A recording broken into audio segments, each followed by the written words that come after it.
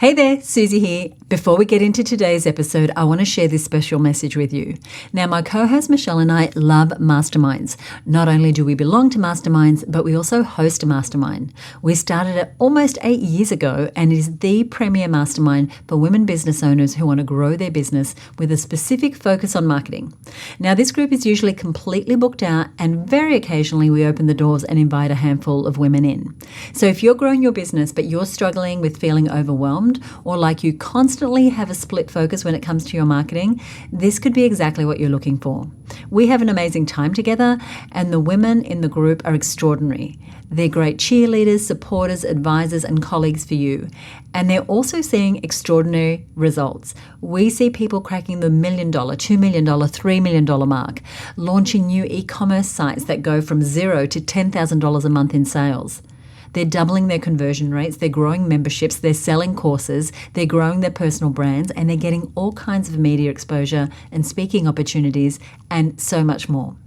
You can learn more about the mastermind and join the wait list over at herbusinessmastermind.com. We're going to open the doors soon, so you definitely want to be on the list to get an invitation. So head on over to herbusinessmastermind.com.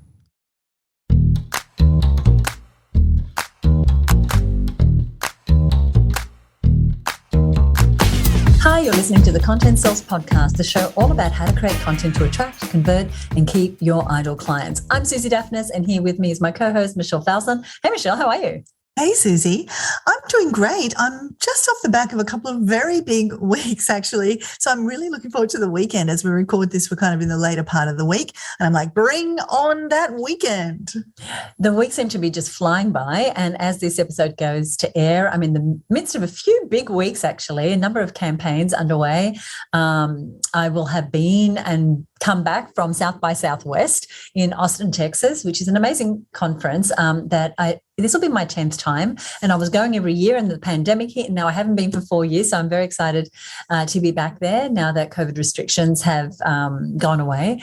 And I will share some of the highs of that because it is one of those cutting edge programs where I have seen inventors and politicians and movie stars and, the heads of big tech companies and amazing marketers and authors. It's one of those things that just really feeds my soul. And we can be so busy in our business doing all the things. And I just find it so important for me to refuel by actually taking myself into a learning environment where I'm not presenting, I'm not speaking, I'm not creating content, but I'm actually just lapping up all the goodness that other people have created. So it really fills my cup and expands my mind.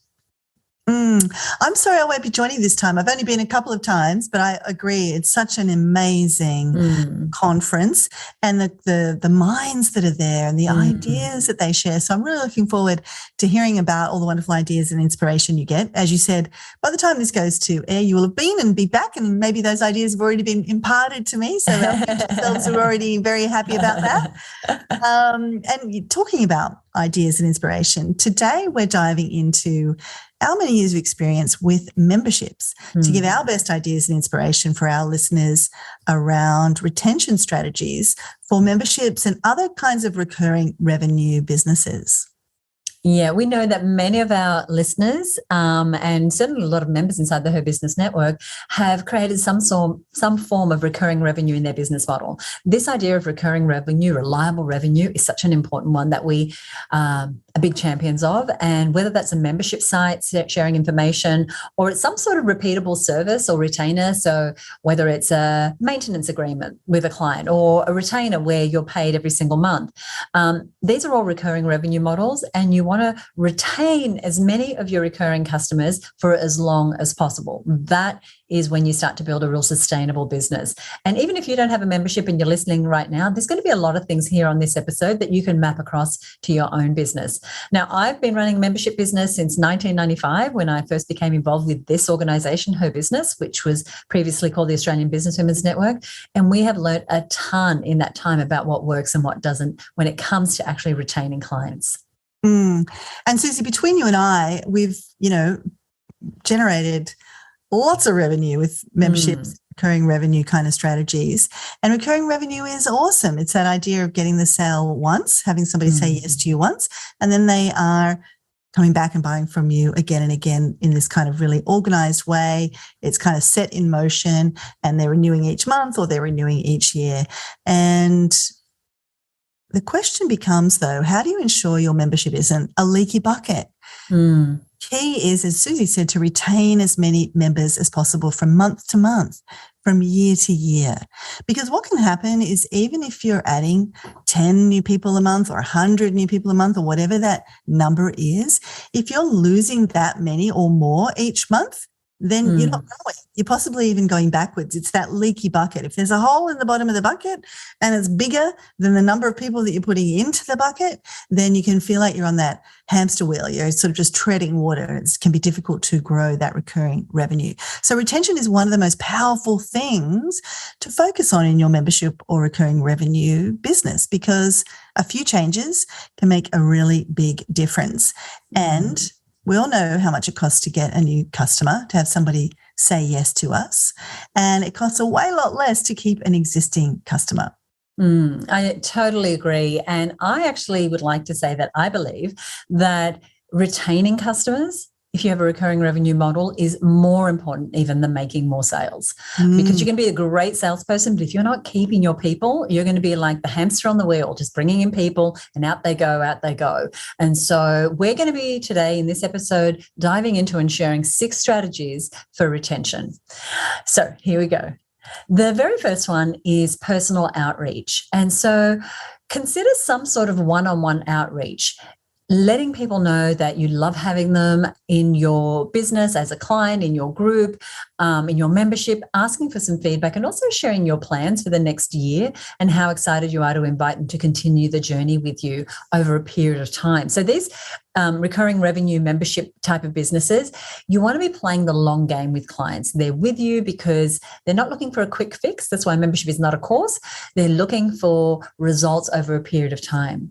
So you might even want to add some specific things that you see that they will uniquely do or be or have in the next year that they're with you, as they build on some advances that you've seen them make in the first year.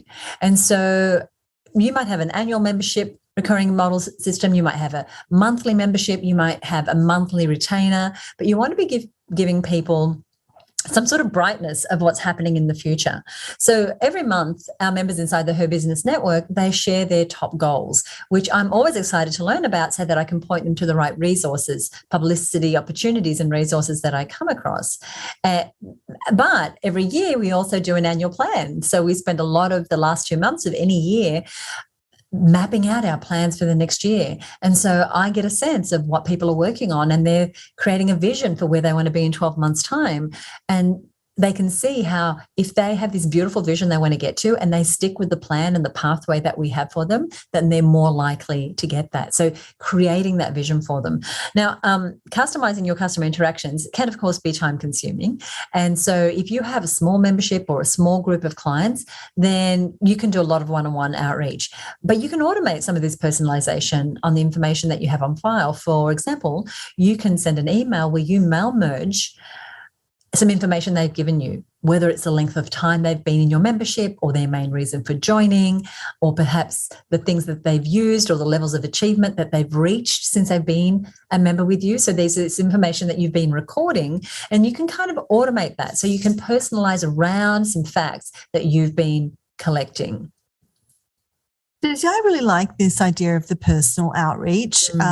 And, you know, we're talking here specifically kind of around renewal time. And that's kind of much clearer if you have, say, an annual renewal, but even monthly, being mindful about the time that you reach out to people. And it might be after 6 months in your program, when you know that's often when those monthly people sort of start to fall off, or after 18 months or whatever your data starts to share with you, you can start to really pick your moments where you do these personal outreach, even if it's not an annual kind of renewal. Now, just to kind of give another example of what you're saying there, Susie, and I love those examples you just shared about some of the personal outreach you're doing, and also the way you're really gathering the data that you can use later in that personal outreach by knowing what goals people have and what wins they've achieved. You're really kind of starting to gather information that you can go and reflect back to somebody when you do that personal outreach. And you want to know what's going on with your customers, with your members, with those people who you are in some kind of recurring arrangement with. And so one of the types of customers that we have is the people in our marketing success mastermind. Now, that's an annual commitment. And of course, there are women in this program who have been in the program for 7, 8, 9 years because they keep renewing, they keep getting what they need out of the program. And so around renewal time, we do this personal outreach. And it's everything you said, Susie. We have some core things that we need to communicate. So there are a couple of things about the letter that are fairly standard, letting them know when their renewal period is and all those kinds of things. But we customize every single one of these pieces of communication. And we actually really enjoy doing it. I mean, I know that we spend a bit of time reflecting on the wins of this person and, being happy for them and it's what feeds us as well and keeps us so loving this program. But we'll often point out their progress. And this is an important thing to do because people forget their progress. And maybe you can find this for yourself. We're so focused on the gap between where we are now and where we want to be. We're looking at that horizon all the time. And that can be a really healthy thing for a business owner. It's what keeps us moving forward. But it often stops us from looking back and thinking, oh, you know what? Actually, in the last year, where I've got this feeling like I didn't do anything and I was sitting on my hands and I've failed and I've fallen short. If I actually think about what I did this and I did that and I launched this and I got that and I had that breakthrough. So it's very important that you find ways to point out progress in this personal outreach. That's probably the one most important thing that I like to do with this personal outreach. And of course, you're looking for connection and, encouragement and painting the way forward as well. And we'll talk a bit about that. But it's a great time to do this around renewal, is that personal outreach. Hey, you are important to us. We do see you.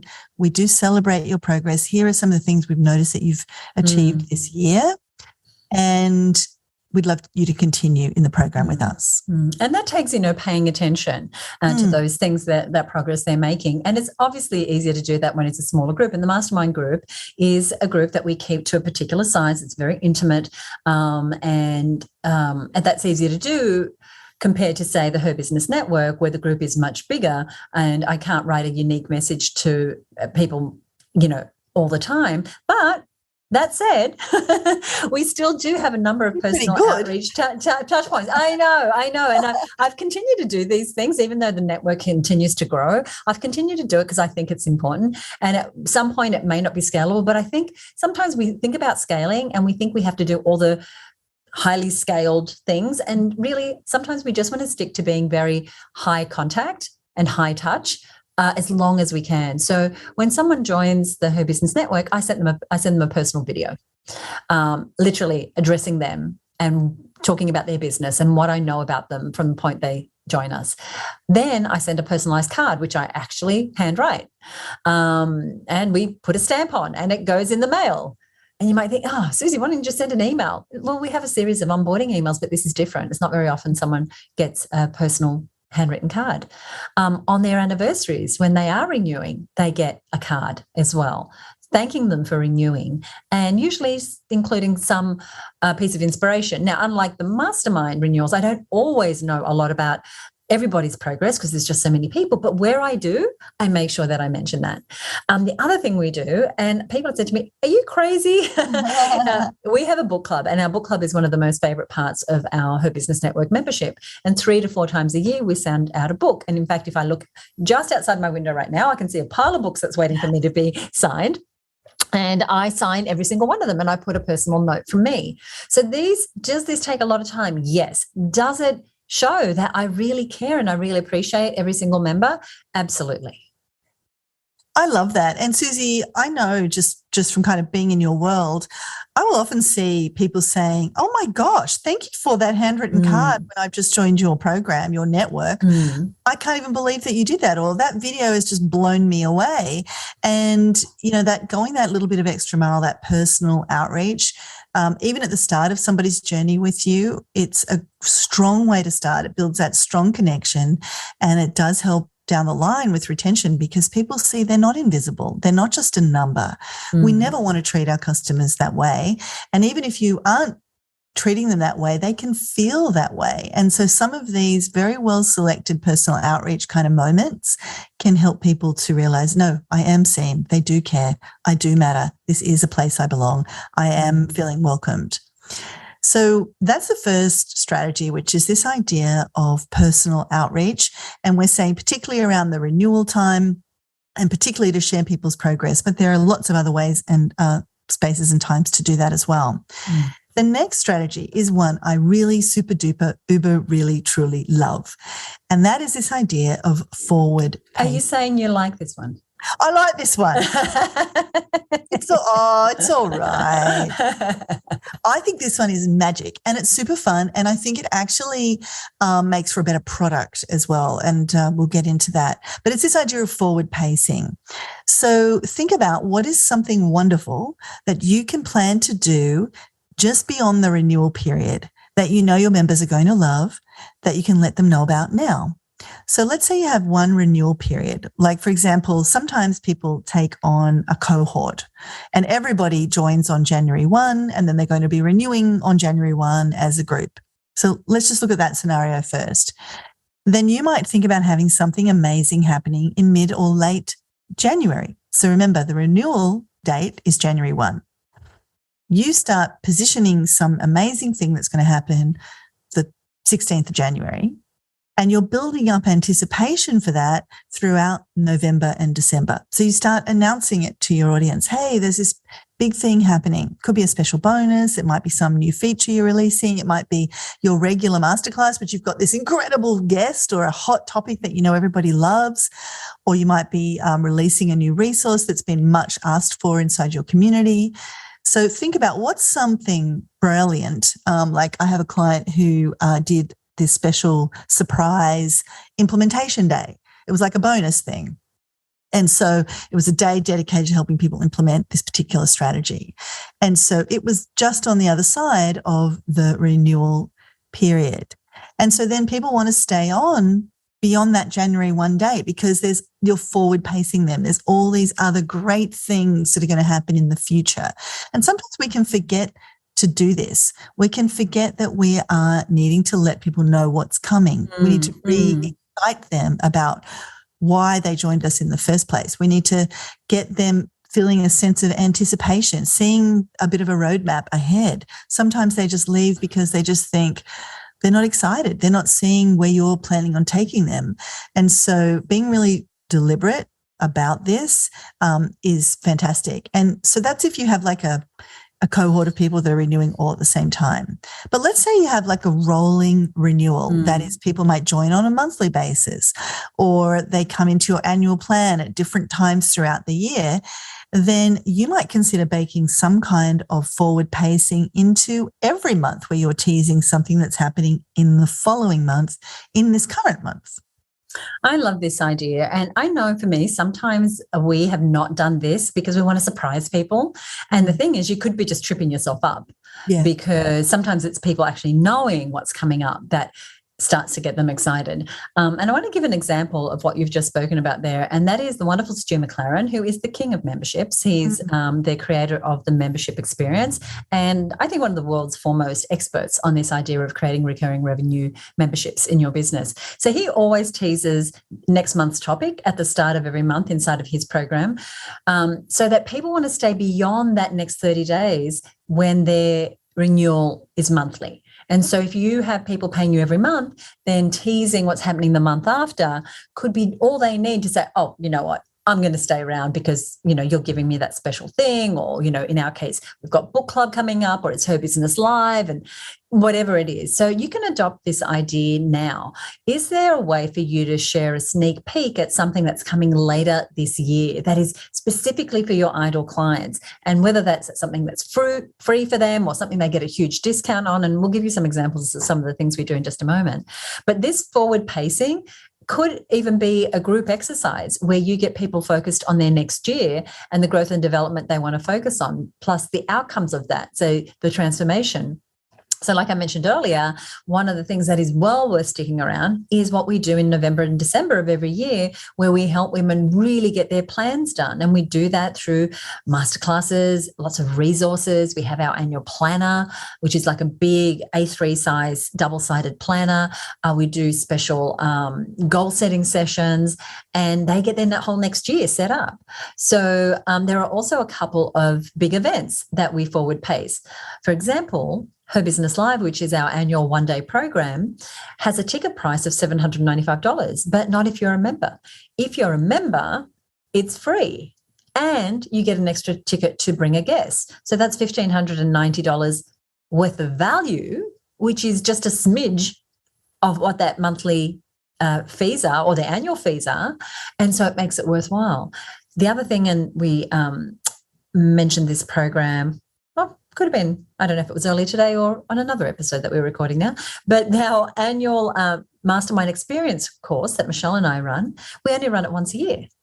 So if you're a member of the Her Business Network, one, you're going to be the first one to hear about it. Two, for members, the course is half price of what it is for non-members. And just the savings of getting that course half price are totally worth being a member for, because they're greater than a whole year's worth of membership. So you can see those couple of things, thinking strategically ahead, become really great retention strategies for your membership or your recurring revenue business. Gosh, I love those examples, Susie. And I just want to pick up on just pointing out something I said earlier about this forward pacing is one of my favorite things. A, because it's so effective, and it's something that, we're often doing anyway. We just forget to say it, and it can be so powerful to get people to stay on in our membership or in our recurring revenue model. But it makes for a better product, because I think, if you sit down and look at your year and you think, well, what am I going to be putting in my year that makes people want to stay in my program? Right. Well, like the examples you just gave, we're going to put Her Business Live here. We're going to put the Mastermind Experience here, and we're going to make it a massive saving for members. We're going to have, this great goal planning session here in November. You start to they're almost like tent poles, if you like, throughout the year that you can start promoting months in advance and helping people to think, I don't want to leave until I do that. You know what I mean? Like, even if they're thinking about going, they think, well, look, Mastermind Experience is just around the corner and I want to save. I want that saving, or I want to be part. I loved the goals planning last year. In fact, that was worth my whole year's worth of investment. Yeah, I'm going to wait until I do goals planning again this year, or whatever it is. So it makes your product richer. And I encourage you to sit down and think about, not just like every month thinking, oh, what am I going to tease people with about next month, but to think about it when you're planning out your year's worth of content, or the features and the inclusions and the bonuses that you're going to give in your program. How might you position them in the year so that it makes the most sense? If you've got a rolling renewal, and let's say you did a big promotion and you got a lot of people coming in October, even though people can join any time of the year, then you might want to do something really big in November that's just on the other side of that big re-enrollment period. So just try and get as strategic as you can about what you put in, where you place it, and know that it's also going to give you a better product. I love that. And, we love to talk about strategy here on the program, and this is really strategy. These are retention strategies. They're not tactics, they're strategies. And so thinking in advance as you're developing your products and services, thinking about, the primary goal is to keep more people. I love that, building it right into the product. Our next retention strategy is our third, and it's celebrating member progress. And so how can you help your customers, whether they're members or retainer clients or in some sort of recurring revenue program, become aware of all the incredible value that they've received over the past 12 months? Again, I'm talking right now for annual memberships. So this could be a mix of things. Like, is there a little montage video that you can create if you have these sorts of materials that can show what a great 12 months it's been, featuring people in the group along the way? Now, this is especially relevant if you have people renewing at the same time each month. But if you have a great community video that you can share that even in an email to someone who is renewing or as a way to keep reminding people, look at all the wonderful things that are happening here. The other thing is finding ways to acknowledge progress. For example, badges, levels they might obtain inside of your membership, featuring them in your publications and social media. So again, around renewal time, if you know when people are renewing, are there opportunities for you to feature and highlight them leading up to that, giving them a bit of love, reminding them of the great progress they've already had, curating some content for them. Just really being a lot more conscious about celebrating that member process was the main part of the point I wanted to make. So what tools do you have where you can help celebrate them? And we love to feature our members in our newsletters. And if they're like multi-anniversary, like one of the things we do inside of Mastermind is that when you have your anniversary, you get a gift. And you not only get a gift, you get very publicly celebrated inside of the Mastermind, which we love to do. We love to do. And just last week when we were with our masterminders, we celebrated our member progress. We had members who'd been part of the mastermind for 7 years who we were celebrating, and hearing their stories was also really great affirmation for everyone else there. Now, we didn't construct that in order to retain people, but you can imagine that one, that person is heard, they're seen, they've been given a gift in addition to the incredible value they've had. So you can't do these tricks if you're not giving amazing value, but if people are getting progress, then how do you just shine a light on that? Yeah, it's a win-win. Like these are strategies that the byproduct is retention, but they're just really great things to do, and they make your whole community richer and stronger. And Susie, the point you were making there is something kind of that I was about to talk about, which is this idea of rituals. So when people reach a certain milestone, or when they reach a certain number of years in the program, thinking about how can I make this a ritual? And so we've built that ritual into our mastermind. So at a certain point at our 2-day meetings, we have a space in our program for people to be acknowledged for their anniversary. And we have a little ritual that we go through. If you have a certain number of milestones or levels in your program, and Susie was talking about that earlier, what might you build into your ongoing process that's a ritual of acknowledgement? So you might do an annual event, or you might have a monthly call, or you might have a, winners hall of fame in your Facebook group or on your website or on your newsletter or whatever. And when people hit that milestone, they're automatically kind of acknowledged in that ritualistic way, or they're sent a gift. Or I had one client who, when they did live events, people wore lanyards, those little cords that go around your neck that hold your name tag, of different colors. And the colors corresponded to the level that they were in the program. Now, when someone leveled up, they went from, say, red to blue, let's say, then at that event, everybody that was leveling up from red to blue actually came up onto the stage, took their red lanyard off, and were given a blue lanyard. Now, that's a ritual. That's something that people look forward to. I had another client many years ago, and this story just blew my mind, Susie. They had a series of training programs that people sort of moved through, and the very last, sort of the ultimate training that people could do took place in Fiji. And at the end of that ceremony, because people were completing like multiple trainings, so it's like they were graduating from the whole program, they had a special night, and they would gift each person. They'd come up to the stage, and each person would be given a set of kukui nuts, these beautiful dark nut necklaces. And it became this rite of passage, and people would share photos of themselves with the kukui nut and often get a picture with the trainer, and they'd mount the kukui nuts on their walls and take photos of where they put it at home and share it into the group. Like, it was a very special ritual. And then one year, I don't know why, they decided not to do it. All hell broke loose because there was not a kukui nut necklace ritual at the end of this event. So you can make these very simple things have a lot of power when you do this. So how can you create a ritual? Maybe how do you celebrate or acknowledge members and give them a chance to acknowledge others in the group and or themselves? Like, you might just be a simple reflection exercise, which is what we do at our mastermind. The start of the mastermind, on day 1 of our 2-day program, we devote some time just to reflecting, just to experiencing what their progress was. And almost every time, Susie, people say, oh my gosh, I thought I did nothing in this 3 months. And my list is so extensive. I've done so much. Absolutely. Okay. So did you have anything else you wanted to add there? No, I love all these ideas, and I know we do them all, but they're just, I'm even getting a reminder to like, oh, yeah, we do that. Oh, we should do more of that.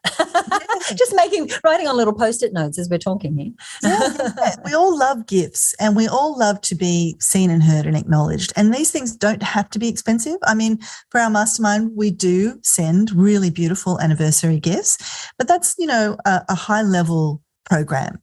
But you could be doing these things in small ways, just in like Susie, including her members in the newsletter when they have a win.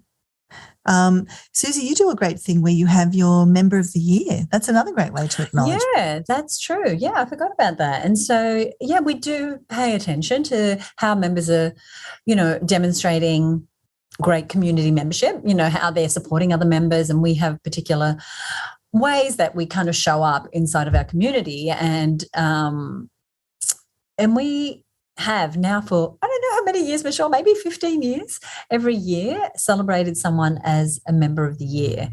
Because again, I mean, that's part of our culture. It really is about lifting each other up and so that is a way to do it.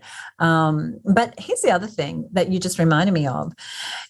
You're like, what is the culture inside of your membership? Especially when you have a community style membership where people get to know each other, as opposed to, say, a retainer, if you're a PR agency or something like that, is how do people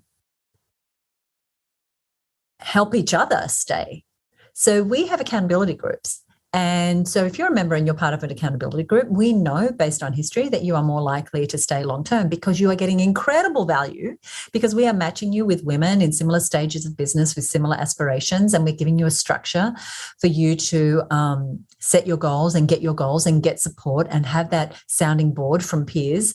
And that is a retention strategy that I don't really think about as a retention strategy, but speaking about it, what I know is that is part of designing a product, as Michelle mentioned earlier, that where we are celebrating member progress, because every quarter we write to the goals group leaders and we say, hey, tell us what's been happening in your membership. And just yesterday I met with the goals group leaders and they were sharing things. So we're celebrating that member progress and celebrating people who rise to leadership. We celebrate a lot. We like to celebrate our members. And so I'm just remembering these are the things that we've been doing. So yeah, it's awesome.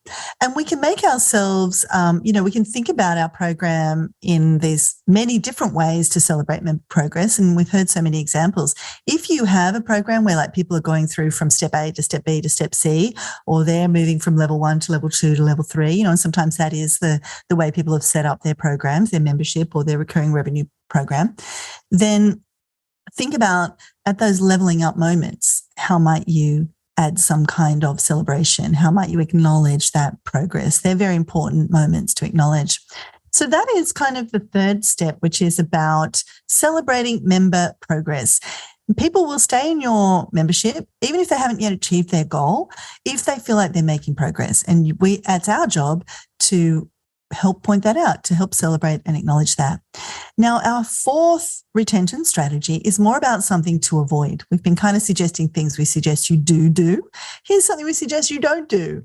And that is, don't be transactional when it comes to the renewal. So just take a moment right now. If you have got a membership or a recurring revenue business of some kind, let's say you have clients that pay you a retainer or some other model where you are engaging in a recurring relationship with your clients. How does that renewal process actually work? What are the nuts and bolts of it? What are the mechanics of that? Because here's what can happen. We can take our eye off that. We can be so focused on getting all the new people into the program that we lose sight of actually just the series of things that happen around renewal time. And it's what Susie said right at the start. She thinks actually this renewal piece is more important than even filling the new front end of your membership. So you want to pay special attention to these mechanics. Be very wary, and I see this a fair bit, of your account system just spitting out some kind of cold invoice that says, renewal X dollars, and it just gets emailed or sent. because it can be easy enough to let that slip through. And our accountants people are great. We want them to be very matter of fact, numbers oriented, black and white, because we want our books to balance. Or if you're doing it yourself, perhaps then you've got your eyes on this. But if you've got somebody else handling that part of it, make sure you're involved, because you want it to come at the right moment. If you're already sending that personal outreach, when do you want the invoice to go? When do you want some of these other nuts and bolts to be happening? You want to choreograph this whole experience, and it can be just one unthinking systematic thing that somebody's just checking a box and not really realizing the context that can kind of bring you down, even though you've done a whole lot of other great work. So look at that process and think about how you can make it as awesome and enticing as possible. I love that. And it can be really easy to think, well, it's about them paying the money. Let's, just send out the invoice or, and what we do is we have an email that goes out about a couple of weeks before the annual renewal is due. And right now we're in the process of actually adding an additional email, because I've just been reviewing the process recently and thought, oh, you know what, we could just add one more thing. Plus, and one of the reasons is that we are building a new hub for her business, and we're creating ways that allow us to know more about what parts of the membership members have engaged with over their time, what sort of content they've consumed. And so we can be a little more personal in our communications. And so I might also introduce sending those renewals a video with me personally inviting them to renew. And again, we talked about scalability. We are still at a point where the number of people that might renew in any month, because not all our annual members fall on the same month, it would be a bit of time, and maybe I didn't have to do it. Maybe, someone on our customer service team could do it. But again, that's going back to point one, which was the personal outreach. But depending on the size of your membership or your client base will dictate just how personalized you can get. But I recently had an experience with Headspace, Michelle, and they are, as you know, a meditation app. Now, I hadn't used them for a long time, probably since the last time I paid them my annual fee, but their emails were so engaging, reminding me that my renewal was coming up, that I was compelled to join again, even though I hadn't used the app for a while. And they were also very clear, and I thought this was great, about letting me know how I could cancel ahead of time if I wanted to. So they didn't disguise the cancellation, and make me jump through 10 hoops. They actually made it easy for me, which made me not want to, because they did two things. One, they sold me on why I joined in the first place, what the benefits were. And then they also said, and if this isn't for you, then, maybe you don't want to rejoin. And I know you've recently had some examples too. Yeah, you can get really creative with this. That's what I love. And this is like, it causes us to rise in our business when we think strategically like this, when we're just upping our game, right? That's what the retention strategies is us kind of saying, well, listen, here, let's reach out to you personally. Let's forward paste what's happening. Let's make sure that we are celebrating your progress and that we are having the systems in place that, like you're doing right now with up-leveling your hub, so you can see more about what's happening in terms of the number of times people are using different resources inside your wonderful, amazing library of resources. And somebody who does this really well is Canva. Now, that's a giant organization. I was just on there the other day, and they were counting down to their 15 billionth, that's with a B, 15 billionth design. And as they got down to sort of, 14 billion, 800 would that be 800 million? 14 billion, 800 million, 654,000. They started to tick the ticker over, and it was literally tens of thousands of designs happening every minute. So here's an example of somebody doing this at scale. I don't know if you've had this, Susie, but when you do a certain number of designs in Canva, they just trigger an email that congratulates you or an in-app notification. And your certain number design. Yeah, absolutely. The confetti comes down, you've just done 20 designs, or that's your 100th design, or whatever it is. Spotify is another one, a giant organization with millions of customers, but they're also celebrating progress. They're also doing this personalized outreach. They're automating. They're also celebrating progress. They're doing a lot of the things we're talking about here. And with Spotify at the end of the year, they summarize all your viewing over the year. And I forget what they call it, but I absolutely love it. And they make this little animated thing and they take you through what your top 10 songs were for the year and your most listened artist. And then they culminate with your most favorite artist and song. And it's a little experience that they give you. And you think, oh, I love that. Yeah, I did really enjoy listening to Spotify this year. Yeah, I'm going to keep paying that money because we pay, we have the paid Spotify account for our whole family because it's pretty economical across all the kids and don't have to put up with ads.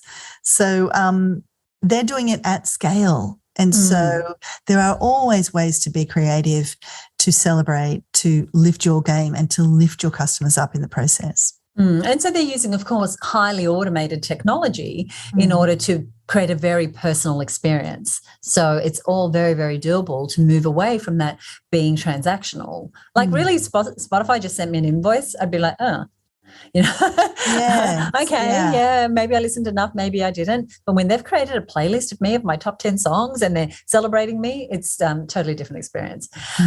Number 5 is obsessing about customer success. And this is a little bit different to customer progress. This is more about actually helping people achieve the thing that they joined your membership for. Now, for us, that's helping our members get new clients, create a clear plan, get more focus and clarity, reduce overwhelm, create more effective marketing, grow their revenue, hire a team. For you, that might be helping clients win more tennis matches or cook healthier food or lose weight or renovate their house. So how can you actually help clients achieve the outcome that they came to you for? Something working for us is streamlining our content so that it's really more focused on one thing.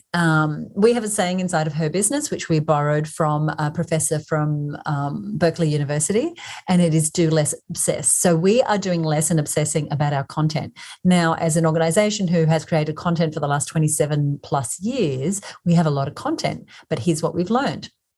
People don't stay because you have a lot of content. They stay because they can find what they need to help them achieve their outcome. So one of the things that we're doing very successfully is that each month we have a key area of business that we've identified that members want to achieve outcomes around, and we focus in on that area as a community. So we create what we call our growth guides, and we call them growth guides because we identify our key areas as growth zones. So don't worry about the word. All it means is it's a guide to some curated content, videos, podcasts, articles, worksheets, things that they can listen to, watch, read, do. And we take on the role of the editor and the curator. We give them a structure. We handpick just a few resources from our library that they can dive into each month, knowing that our survey results, and just in the last episode, we talked about surveys and using your customer data to help drive your marketing. We know from our survey results that how many hours members are likely to be able to dedicate to their membership and to consuming our content and taking part in our activities. So we can tend to think as membership site owners that we need to give lots and lots of info and the more the better, and that's really not the case at all. The other thing that we do is we do some very simple tasks inside of our membership in any given month. It's all optional, but we incentivize people to take action because we know once they take action, they're going to experience wins. And so we make the actions very achievable, things that can be done in like 15 minutes or less. And then we reward the action takers with prizes. We have one focus every month, one of our growth zones. So one of these areas of business growth, and then we build resources around that. So not just the things that are in our guide, but our social posts, our challenges, our podcasts that month, our masterclasses are all centered around this one theme. So we're reducing the overwhelm. And one of the things that as membership site owners, we can get ourselves in a knot about is that we overwhelm people who don't have a lot of time, who like you are super busy. And so just having a single focus has been one of the biggest changes we've made a few years ago now. That's made a big difference. The other thing we do is at the start of the month, as we mentioned earlier, we set goals.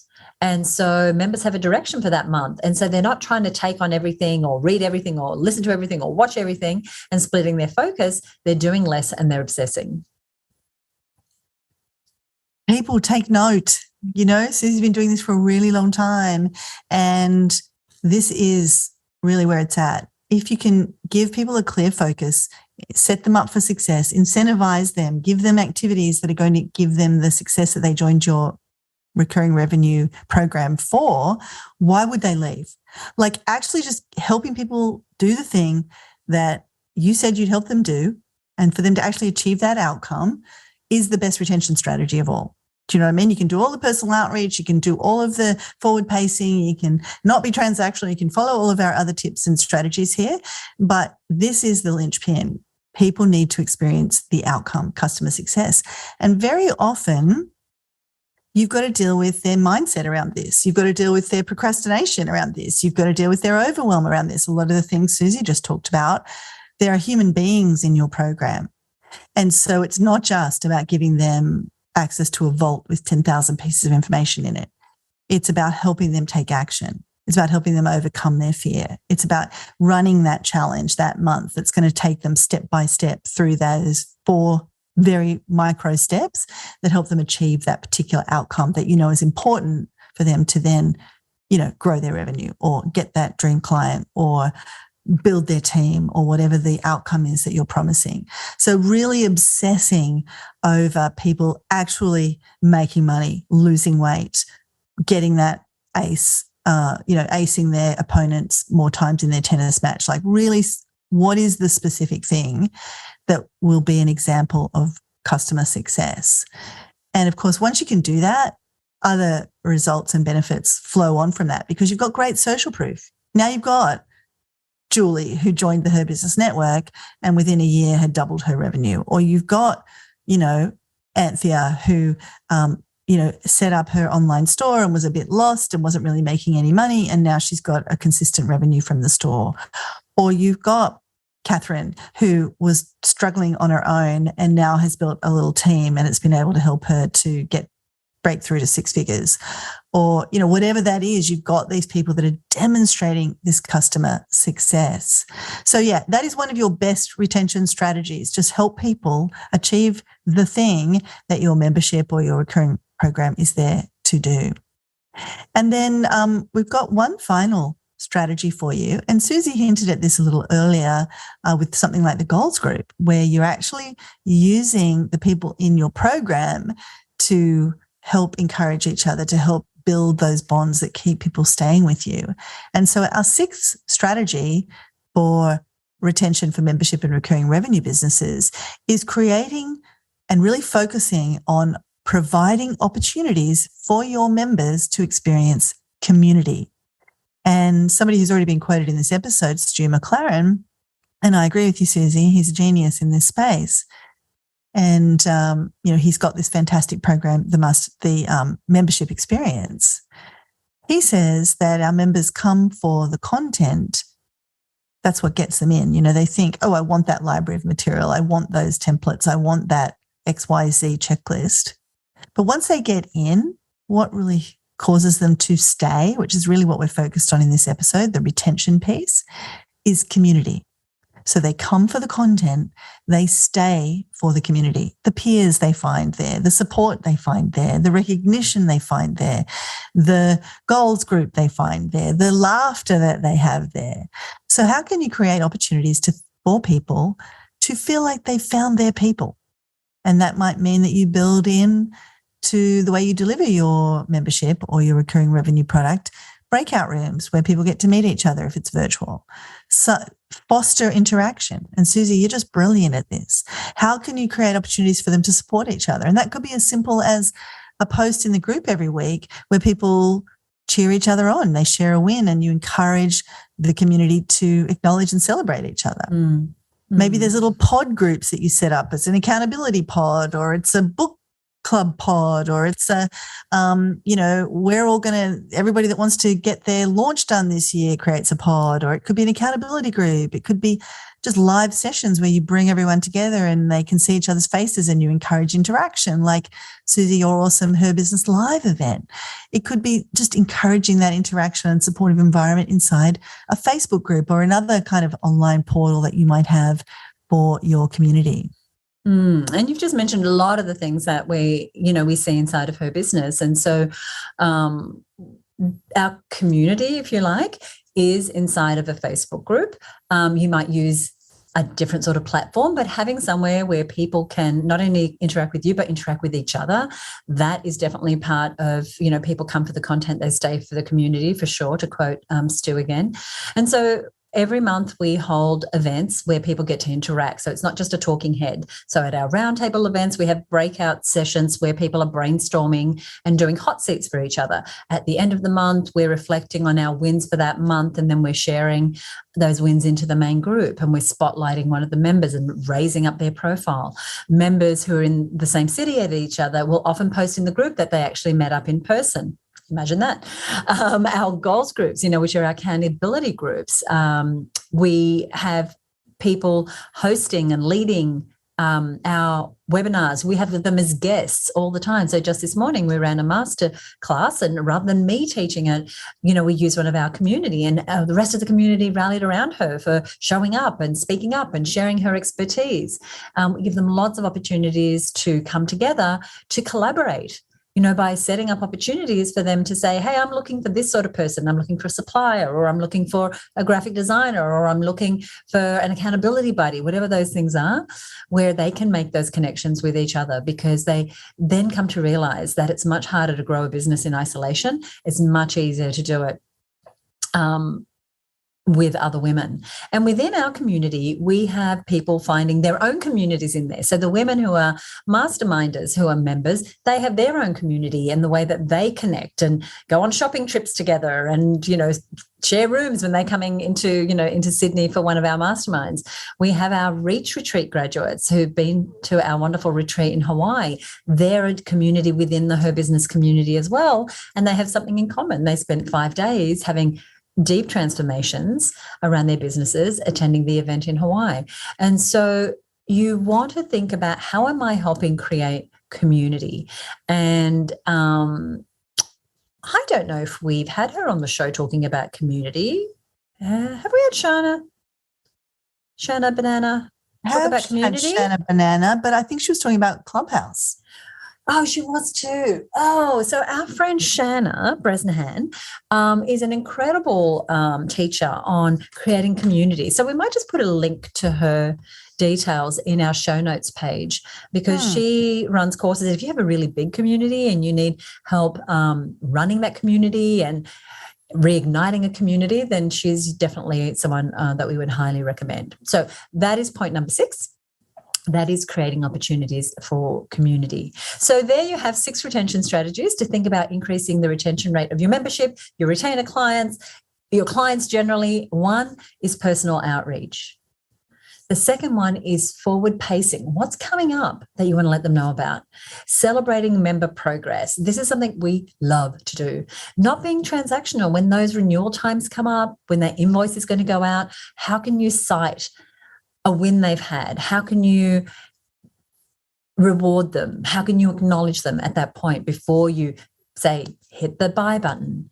Obsessing about their customer success. What is it that they came to you for, and how are you delivering on that? And then creating these opportunities for community, because we are people who thrive on community. Even if we're extroverts, even if we're introverts, even if it feels like, oh, do I really want to show up for this thing? Here's what I found. When women in our community are making progress, when they are having wins, when they feel like they're not on their own with the cat trying to run this business, they want to be around. They want to be around more. So that is today's episode on retention strategies for membership and recurring revenue businesses. Here's what I'd love for you to do. Michelle and I would be so honored if you would give us a rating or a review on Apple Podcasts. We already have over 100 5-star reviews, so I want to thank everyone who's reviewed our show in the past. But if you haven't, here's why it's important for us. We love doing this show for you. We want to help as many women as possible. And when you leave a review on Apple Podcasts, and all we want is an honest review, it helps other people find us. So if you enjoyed today's episode and you'd be willing to do that, we would love it. Plus, you get a shout out on the show, just like this review that I'm going to share with you right now. And It says this, 5 stars, get ready for takeoff with these packages of content goodness. It says, if you're after gold nuggets of advice on mastering your business content, Susie and Michelle truly deliver. Every episode is filled with tips, hacks, guidance, and useful steps to get you out of being stuck to being empowered in your business.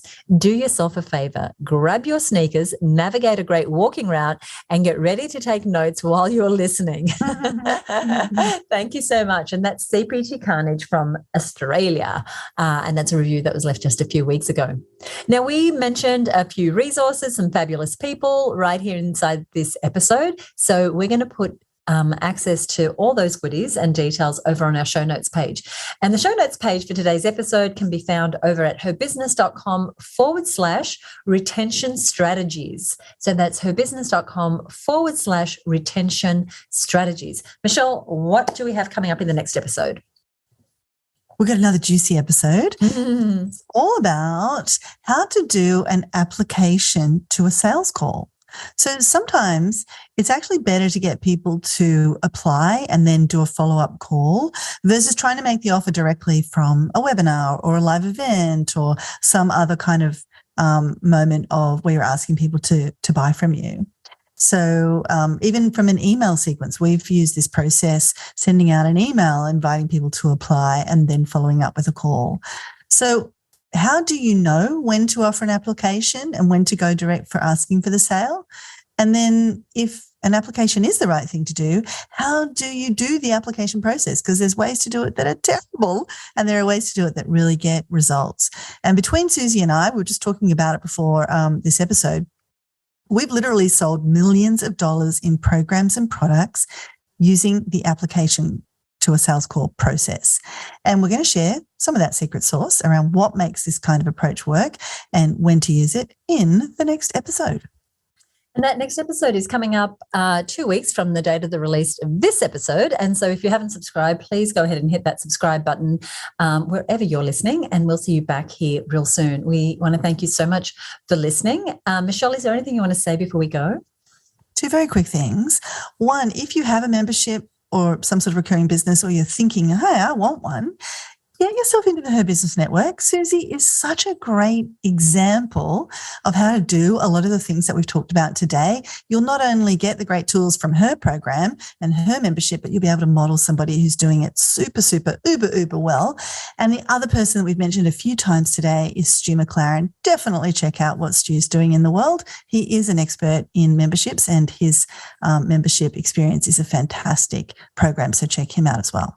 Yes, and go ahead and check the show notes because we will put you a link to Stu's program.